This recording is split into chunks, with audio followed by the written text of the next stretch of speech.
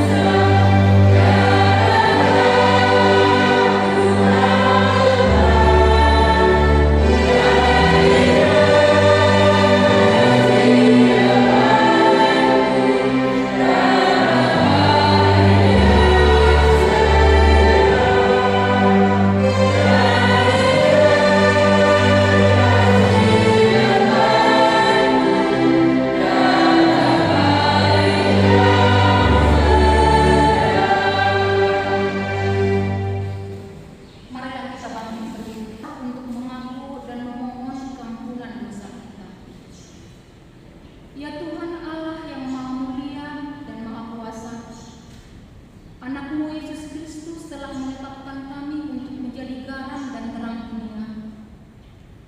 Tapi kami sering tidak mewujud nyatakan dalam kehidupan kami. Pelita iman kami sering redup dan kesaksian kami sering hambar karena perilaku dan perbuatan yang tidak sesuai dengan kehendak-Mu. Situasi kehidupan kami sering lebih kuat mempengaruhi kami karena kami lemah. Ya Allah, Tuhan kami yang Maha Kuasa, ampunilah dosa-dosa kami. Kiranya Roh Kudus selalu memimpin kami untuk menjadi saksi-saksi yang benar, serta memampukan kami menjadi garam dan terang dunia, sehingga seluruh makhluk boleh menikmati karya penyelamatan dalam Yesus Kristus Tuhan dan Juru Selamat kami. Amin. Firman Allah tentang janji keampunan dosa.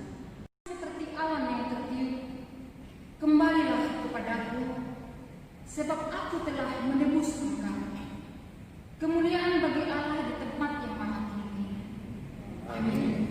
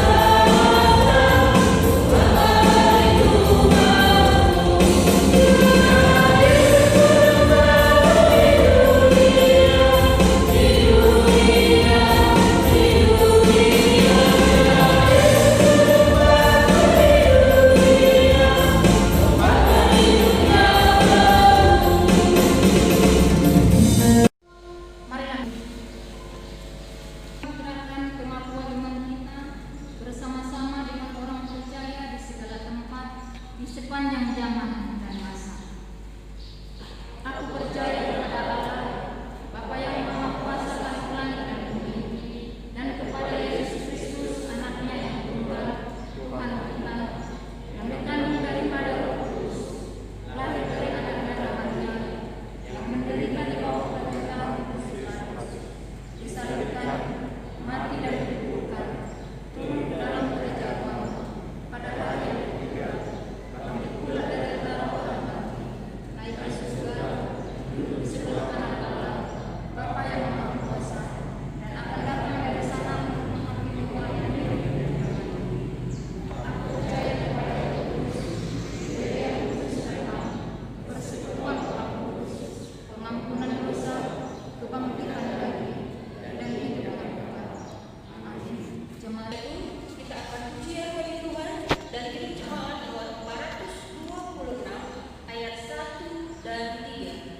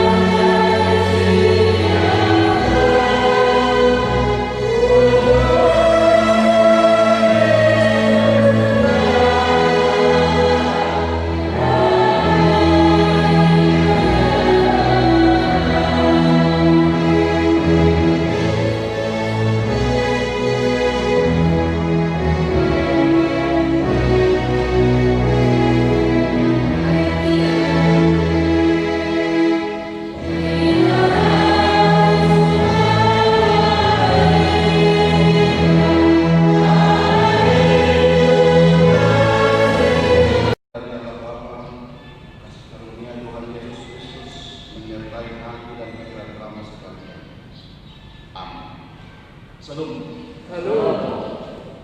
Jemaat Tuhan yang saya kasih dalam Kristus Yesus, yang menjadi nats khotbah kita pada minggu hari ini, yang juga kitab Injil Matius pasal yang ke-27 ayat 1 sampai dengan ayat 10. Injil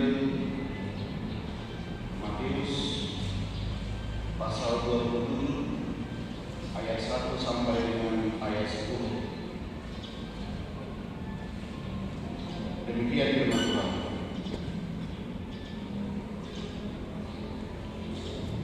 Ketika hari mulai siang, semua imam kepala dan tua-tua bangsa Yahudi berkumpul dan mengambil keputusan untuk membunuh Yesus. Mereka membelenggu dia, lalu membawanya dan menyerahkannya kepada Pilatus, wali negeri. Pada waktu Yudas yang menyerahkan dia melihat bahwa Yesus telah dijatuhi hukuman mati, menyesalkan dia. Lalu ia mengembalikan uang yang 30 perak itu kepada imam-imam kepala dan tua, dan berkata, "Aku telah berdosa karena menyerahkan darah orang yang tidak bersalah." Tetapi jawab mereka, "Apa urusan kami dengan itu? Itu urusanmu sendiri." Maka ia pun melemparkan uang perak itu ke dalam bait suci, lalu pergi dari situ dan menggantungkannya. Imam-imam kepala mengambil uang perak itu dan berkata, "Tidak diperbolehkan memasukkan uang ini ke dalam peti persembahan, sebab ini uang darah. Sesudah berunding, mereka membeli dengan uang itu tanah yang disebut tanah tukang perit untuk dijadikan tempat pekuburan orang asing. Inilah sebabnya tanah itu sampai pada hari ini disebut tanah darah. Dengan demikian, genaplah firman yang disampaikan oleh Nabi Yeremia. Mereka menerima 30 uang perak, yaitu harga yang ditetapkan untuk seseorang menurut penilaian yang berlaku di antara orang Israel. Dan mereka memberikan uang itu untuk tanah tukang perit seperti yang dikesankan Tuhan kepada aku. Kita baca secara bersama-sama ayat 3. 1, 2, ya.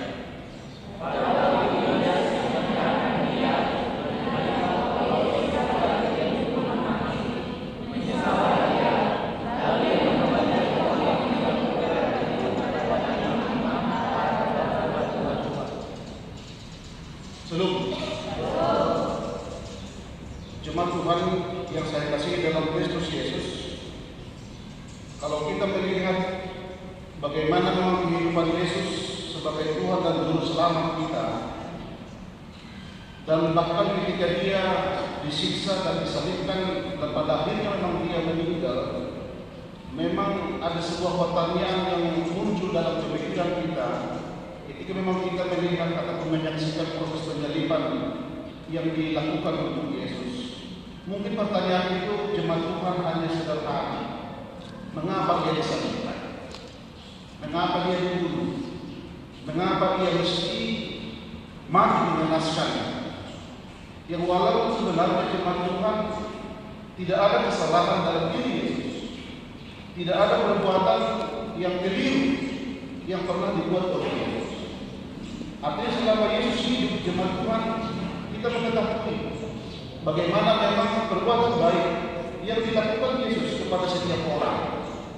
Yang lumpuh bisa berjalan, orang tuli dapat mendengar, orang yang sakit di kolong Bethesda selama 38 tahun dia sembuhkan. Semua pelayanan yang dilakukan Yesus selama Dia hidup adalah sebuah pelayanan yang didorong oleh kasih. Akan tetapi, walaupun begitu luar biasa pelayanan Yesus, walaupun Dia berbuat baik kepada semua orang, akan tetapi selalu ada orang yang tidak suka akan Yesus. Selalu ada orang yang selalu jijik akan perbuatan Yesus. Memang begitulah hidup jemaat Tuhan. Walaupun kita berbuat baik kepada semua orang, walaupun dari ketulusan hati kita mengasihi seseorang, tetapi tidak selamanya perbuatan baik yang kita lakukan direspon juga dengan perbuatan baik. Oleh sebab itu, marilah kita melihat bagaimana memang sosok daripada kepribadian Yesus, yang walaupun Dia tidak bersalah, yang walaupun memang Dia memiliki kehidupan yang luar biasa, akan tetapi Dia tetap dipertontonkan sebagai orang yang bersalah. Jemaat Tuhan yang saya kasih dalam Kristus Yesus, memang yang mendasari sehingga Dia bisa dibunuh, sehingga Dia bisa ditangkap, itulah yang dikatakan di dalam khotbah kita pada saat ini. Memang semua orang kenal akan Yesus yang bernama Yudas Iskariot. Dan memang saya yakin kalau nama Matius, Yohanes, Lukas mungkin ada pada diri seseorang. Mungkin nama itu sering kita buat untuk nama keluarga kita, untuk anak kita. Akan tetapi untuk nama Yudas jarang sekali untuk kita sebut ataupun kita buat sebagai nama untuk anak ataupun keluarga kita. Kenapa jemaat Tuhan? Karena memang pada saat Yudas melihat bagaimana memang kisah daripada sehingga Yesus bisa ditangkap, pada saat Yudas melihat Yesus dihukum mati, dia mendatangi para imam untuk menyatakan tentang penyesalan. Memang penyesalan bukan ada di awal. Penyesalan memang jemaat Tuhan selalu datang terlambat, dan memang penyesalan itu jemaat Tuhan selalu ada di akhir. Oleh sebab itu Yudas menyesal. Akan tetapi jemaat Tuhan yang disesali tidak akan mungkin dibuatkan, tidak akan mungkin untuk dilakukan lagi. Oleh sebab itu kepergian Yudas kepada para imam dan tua-tua bangsa Yahudi pada saat itu, jemaat Tuhan, menegaskan akan dua hal.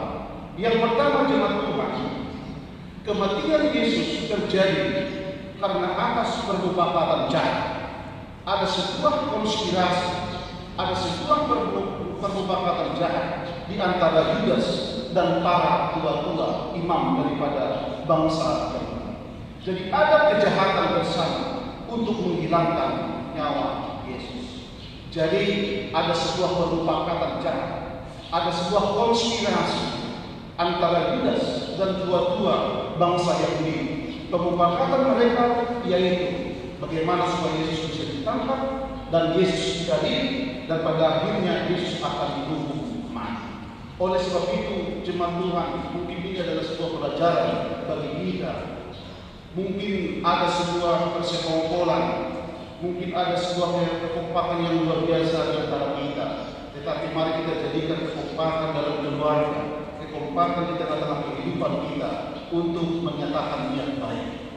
Jangan pernah bersekongkol untuk berbuat jahat. Jangan pernah bersekongkol untuk berbuat yang tidak baik. Apalagi jemaat Tuhan bersekongkol untuk mencabut nyawa seseorang. Kalau di negara kita di Indonesia, kalau hukuman ini adalah hukuman yang sangat berat. Beda hukuman ketika kita memang membunuh secara tidak sengaja dengan sebuah perencanaan jahat yang kita lakukan kepada orang lain.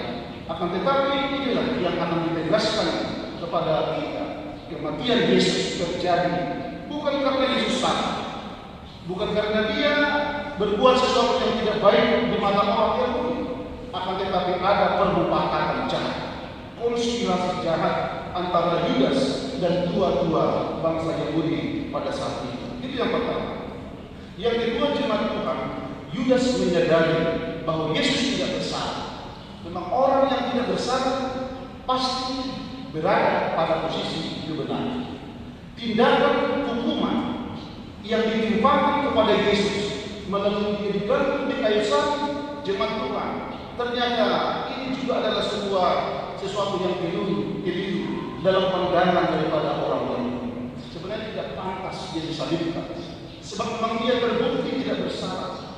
Kalau orang tidak bersalah dihukum pada saat itu, jemaat Tuhan, berarti ada sebuah penyelewengan, berarti ada sebuah kesalahan yang ditimpang. Akan tetapi tua-tua bangsa Yahudi, para imam daripada bangsa Yahudi berkata, ternyata Yesus itu telah bersalah. Kesalahan itu ditimpakan kepada Yudas, yang notabene mereka menganggap diri mereka adalah sesuatu yang sangat benar. Akan tetapi jemaat Tuhan, inilah yang dilihat. Artinya memang Yudas melihat ternyata Tuhan itu tidak bersalah. Karena memang dia melihat kalau itu Yesus itu tidak bersalah, sehingga muncullah penyesalan. Penyesalan daripada Yudas, jemaat Tuhan, itu diungkapkan dengan cara uang yang 30 perak. Kalau dikalikan uang 30 perak, satu perak, setelah kita kalikan 100.000 kali 30 perak, mungkin hanya lebih kurang 30 juta. Tetapi dia tega menjual Tuhannya seharga 30 juta. Jemaat Tuhan, saya pikir ini adalah sebuah perenungan bagi kita. Mungkin kita pada zaman sekarang ini tidak menjual Tuhan Yesus secara transparan, secara langsung, tapi mungkin dengan tindakan lain, mungkin kita bisa menjual Tuhan Yesus. Banyak sekarang jemaat Tuhan karena memang hanya untuk memperoleh sebuah jabatan, hanya untuk memperoleh sebuah kehidupan dalam sebuah perusahaan. Mungkin keyakinan itu akan diperjualbelikan. Keyakinan kita kepada Yesus akan diperjualbelikan. Mungkin karena seseorang atau mungkin anak gadis sampai itu sudah cinta dengan seseorang, walau mungkin dia beda keyakinan, mungkin dia rela meninggalkan keyakinannya, agamanya, agar dia bisa bersekutu, agar dia bisa berkeluarga dengan orang yang dia kasih. Jemaat Tuhan yang saya kasih dalam Kristus Yesus, marilah kita renungkan akan firman Tuhan. Sebenarnya memang salah memang tindakan daripada Yesus sekali. Sebab memang kalau disebut dalam topik mingguan dalam bahasa Simalungun, julma sino lako ibu dia tahu. Untuk satu banyak ibu dia tahu, tiga tahu. Memang jangan pernah kita kali-kalikan manusia, apalagi memperjualbelikan manusia. Itu tidak baik. Angko martiga dapat kam buiwan. Angko martiga kain kam buiwan. Angko martiga hiyo, martiga baju buiwan. Tetapi ulang tiga ukama asoma. Jangan pernah diduniakan, diperjualbelikan manusia. Sebab kita adalah sama di hadapan Tuhan. Memang setelah transaksi selesai, apa yang dilakukan oleh tua-tua daripada bangsa Yahudi pada saat itu, ketika hari mulai siang, semua imam kepala dan tua-tua bangsa Yahudi berkumpul dan mengambil keputusan untuk membunuh Yesus. Sebab memang transaksi sudah berjalan dengan baik.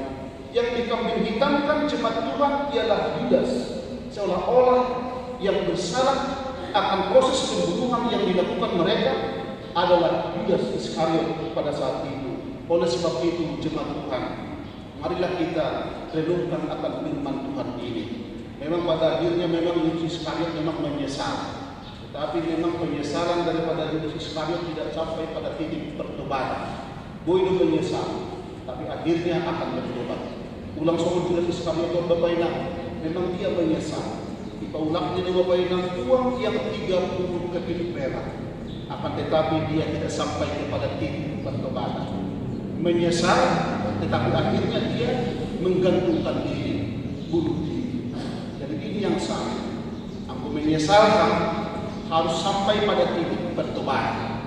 Ulang menyesal, pada akhirnya kita akan bunuh diri. Itu yang salah. Menyesal boleh, tetapi masuklah kita kepada prinsip bertobat kembali ke jalan yang dikehendaki oleh Tuhan kita. Oleh sebab itu bunuh diri lang boleh. Karena itu kan ulah kumani sopat na siya bapak yang bunuh diri. Tapi kalau bunuh diri boleh, bunuh benci boleh, bunuh kebencian boleh, bunuh kedengkian dalam diri kita boleh.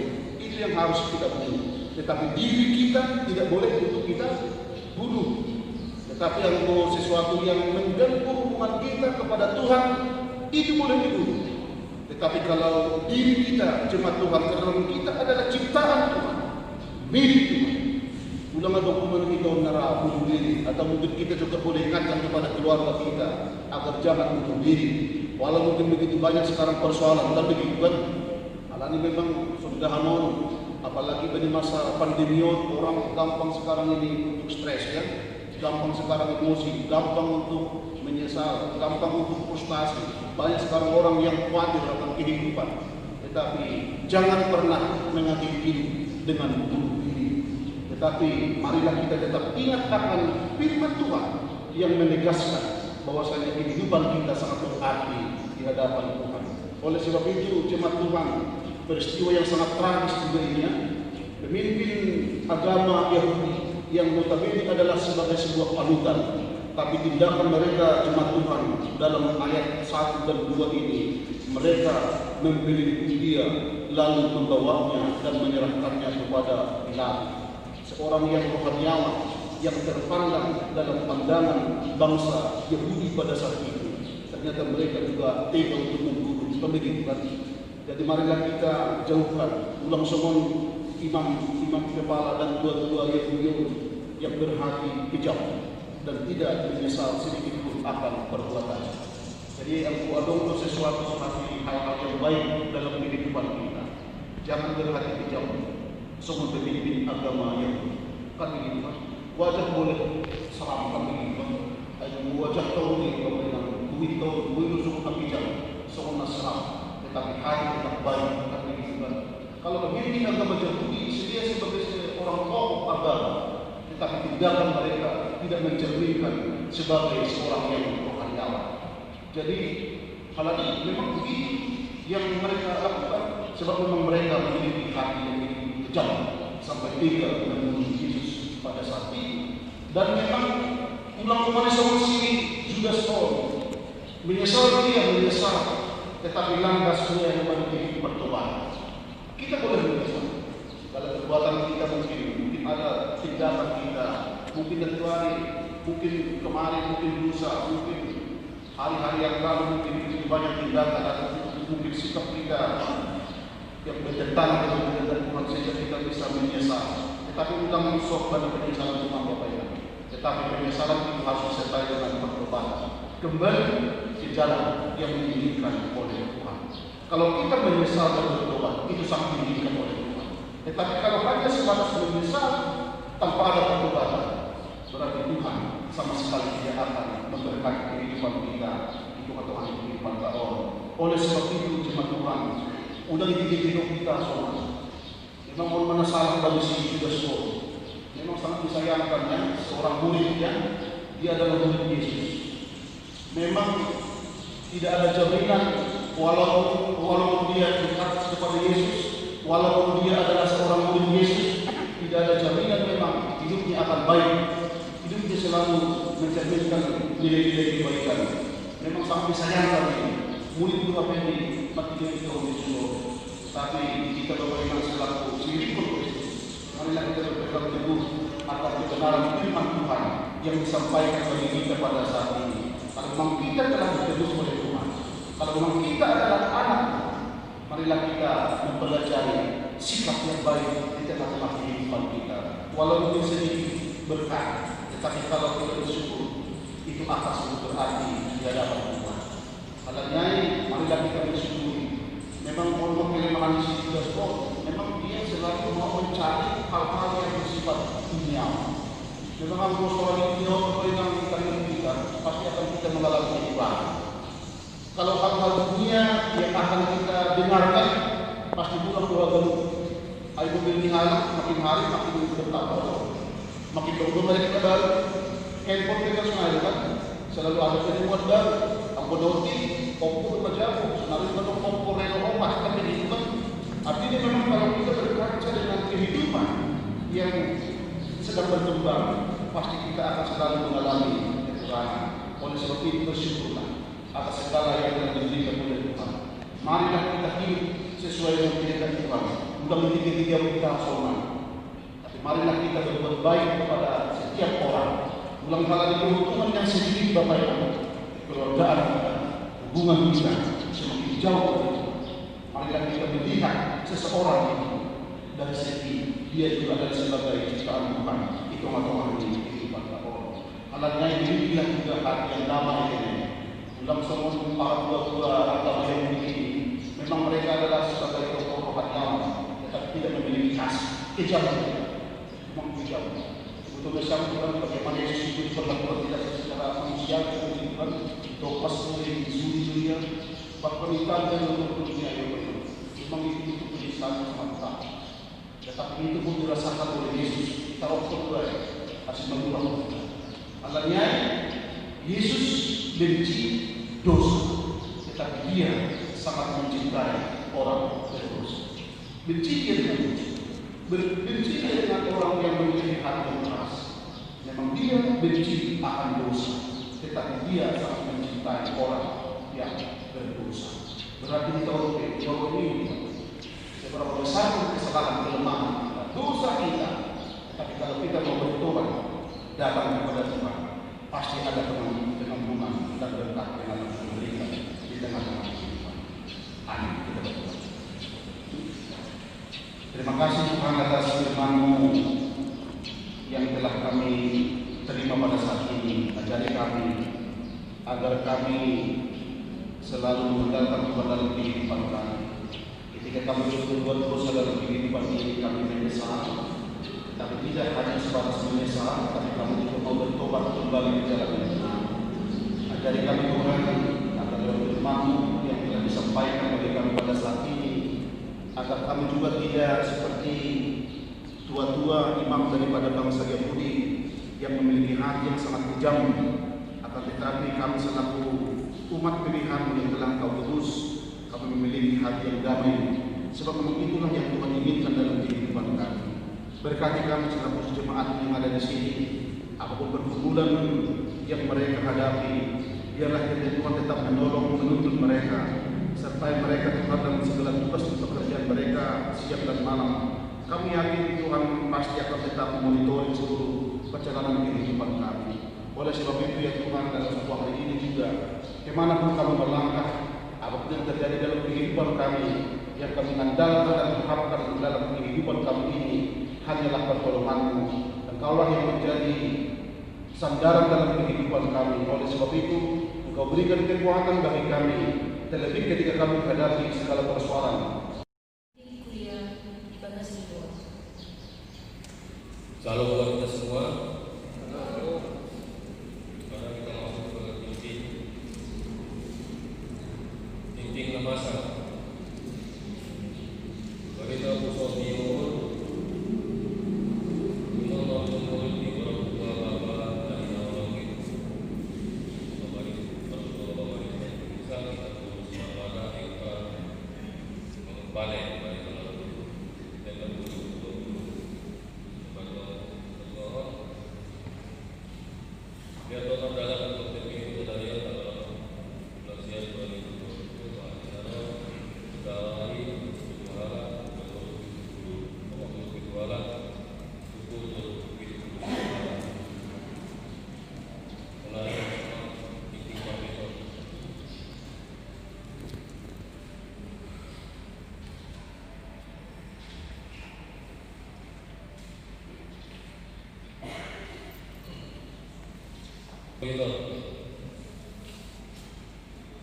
Galangan Minggu tanggal 20 Agustus 2020, galangan Sore 225.000, galangan Bangkawan 230.000, galangan Kebetulan 200.000, galangan Bulawai 230.000, Tubuh 1.540.000.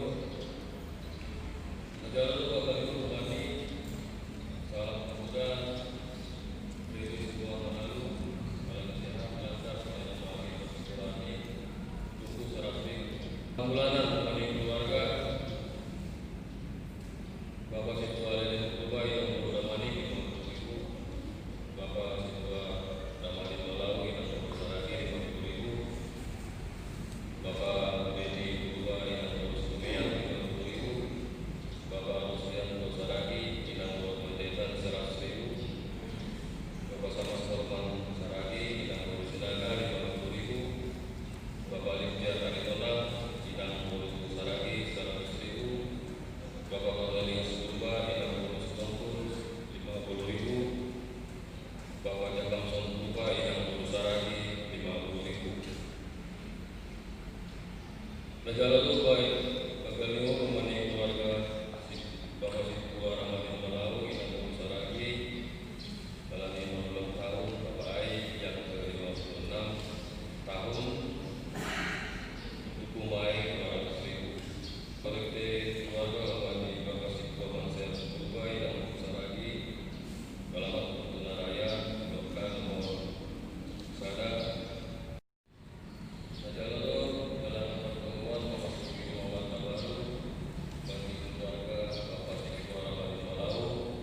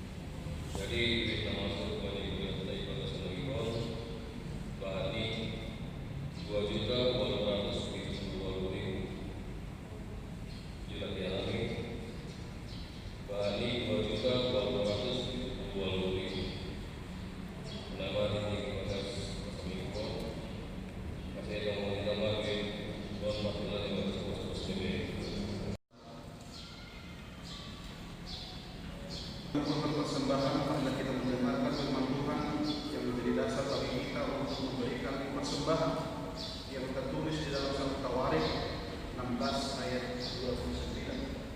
Berilah kepada Tuhan kemuliaan namanya, bawalah persembahan dan masuklah menghadap Dia, sujudlah menyembah kepada Tuhan dengan berhiaskan kekudusan. Sekarang marilah kita memberikan persembahan.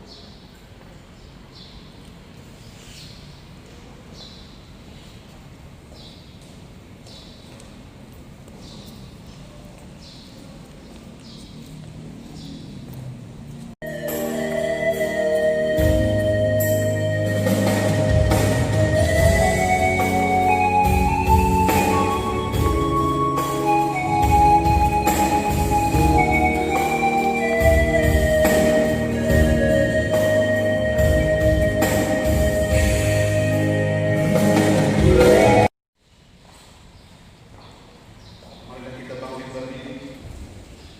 Kita berdoa untuk menyerahkan persembahan kita kepada Tuhan. Ya Tuhan Allah, Bapa yang Maha Murah dan Pengasih, kami bersyukur dan berterima kasih atas segala berkat dan anugerah-Mu yang senantiasa melimpah dalam kehidupan kami. Tuhan telah menyertai kami dan memberkati segala pekerjaan kami hingga pada hari ini. Padamu Tuhan dan Allahku ku persembahkan.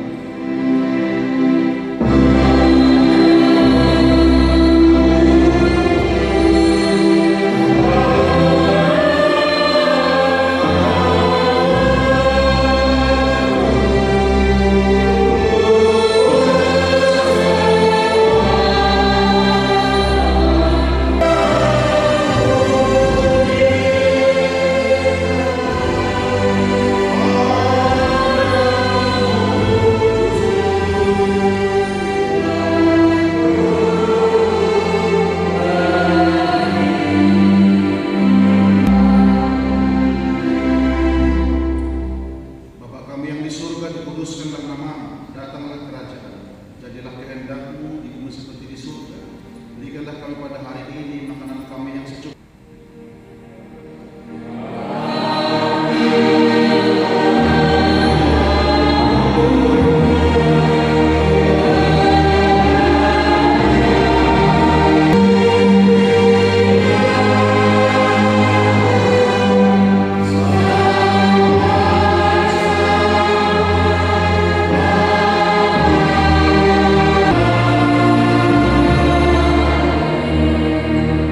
Pergilah ke seluruh dunia, janganlah hendaknya kerajinanmu kendor, dan terimalah berkat dari Tuhan Allah. Tuhan memberkati engkau dan melindungi engkau. Tuhan menyinari engkau dengan wajah-Nya dan memberi engkau kasih karunia. Tuhan menghadapkan wajah-Nya kepadamu dan memberi engkau damai sejahtera. Amin.